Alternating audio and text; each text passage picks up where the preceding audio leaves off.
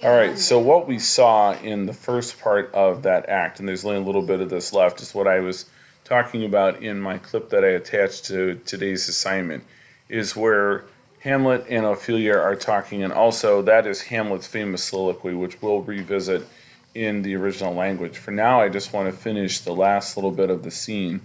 But you did notice, I hope, where he tells her to get away to a nunnery and how he denies his love for her.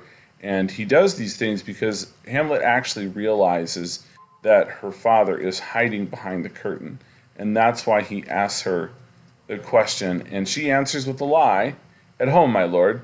Make sure he's locked in so that he can make a fool of himself nowhere except in his own house. Farewell. Oh, help him, sweet heaven, she said. There were tears in her eyes. Hamlet leapt forward and grasped her wrist. If you do marry, I'll give you this thought for your dowry. Whether you are chaste as ice, as pure as snow, you won't escape slandering. Get yourself to a nunnery. Go, and farewell. Or if you really have to marry, marry a fool, because wise men know well what enough monsters you turn them into. To a nunnery. Go, and quickly. Farewell. He let go of her, and she swiftly moved away from him. Oh, heavenly powers, restore him. Hamlet walked swiftly towards the door. He stopped and suddenly turned. I know all about the way you paint yourselves. God has given you one face to make another for yourselves. You jump about, you walk provocatively, you lisp, and you use foolish pet names, and you pretend you don't understand your lasciviousness. Get away. I have no more of it. It has driven me mad. I'm telling you, that we'll have no more marriages. Those that are already married will live, except for one. The rest will be left alone, to a nunnery. Go. He turned and ran.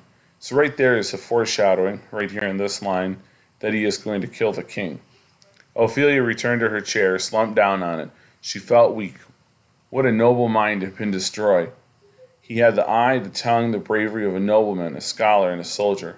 The man, the promise, the hope of a nation, the model of fashion and perfection of physical manhood. He's the most admired of all men, destroyed. And she, the most dejected and miserable of all women.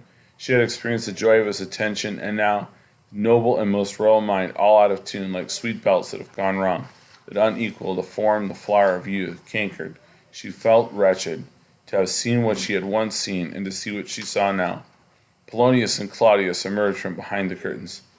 Love! Exclaimed Claudius contemptuously. His emotions don't indicate that, and the things he said, they lack coherence to some extent. Didn't sound like madness. There is something deep in his soul that he's brooding on, and I'm convinced that it's developing into something dangerous. To prevent that, I've made a decision.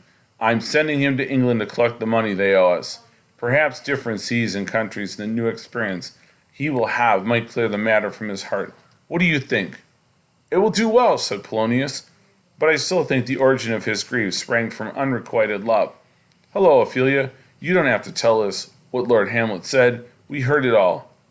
My lord, do as you please, but if you think it would help when the play is over, ask his mother to see him privately to tell her about his grief.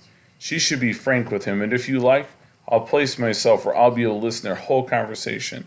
If she can't find out anything, send him to England, or lock him away somewhere, whatever you think best. We'll do that, said Claudius. We can't ignore madness in high places.